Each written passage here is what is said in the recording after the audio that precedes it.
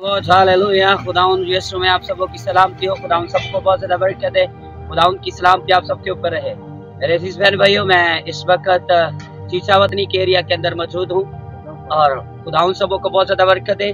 तो खुदाउन की खिदमत के लिए गए थे और आज आते वक्त ये हम देख रहे हैं कि ये मरूदों का बाग है जिसके अंदर हम खड़े हैं और खुदाउन वहाँ पर हमें मुख्तलिफ जगहों में लेकर गया है। और तो मेरे अजीजों, मैं यहाँ पर एक आपको पैगाम देना चाहता हूँ क्योंकि खुदा के कलाम के अंदर लिखा है कि फलदार दरख्त होना चाहिए।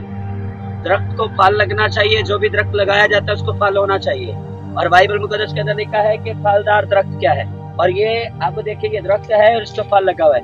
ये भी दरख्त है, ये फल लगा हुआ है। जरा हम इसको देखते हैं, जरा दूर तक और ऊपर तक हम देखते हैं कि ये देखें, ये सारी चीजें, और इसका आपको दिखाना चाहेंगे कि मेरे अजीज बहन भाइयों, ये खुदा की कुदरत है कि जो खुदा हर एक चीज को जो भी उसने पैदा की है उसको कुछ ना कुछ फल है।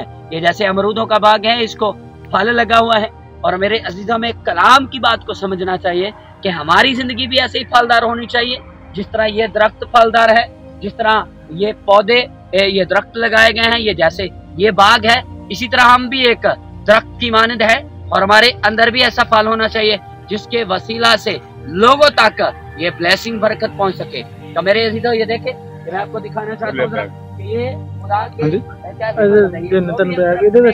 उसको ही फल लगा हुआ है। जिसको भी देख रहे हैं उसको ही फल लगा है। तो आज इस चीज पर गौर करने की जरूरत है, समझने की जरूरत है। हमें इस पर ख्याल करना है, देखना है कि हमारी जिंदगी कितनी फलदार है, हमारी जिंदगी को कितना फल लगा हुआ है, हमारी जिंदगी के अंदर कितना फल है। क्योंकि खुदा के कलाम के अंदर लिखा है आपके अंदर रूह के फल होने चाहिए और हमारे अंदर, और ये जैसे दरख्तों को फल लगा हुआ है, हमारे अंदर रूह का फल नजर आना चाहिए। और मेरे अजीज बहन भैया, आज गौर करें और देखें और खुदाउन के कलाम पर गौर ख्याल करें। खुदाउन आप सबको कलाम पर अमल करने का फजल अता करें। God bless you all.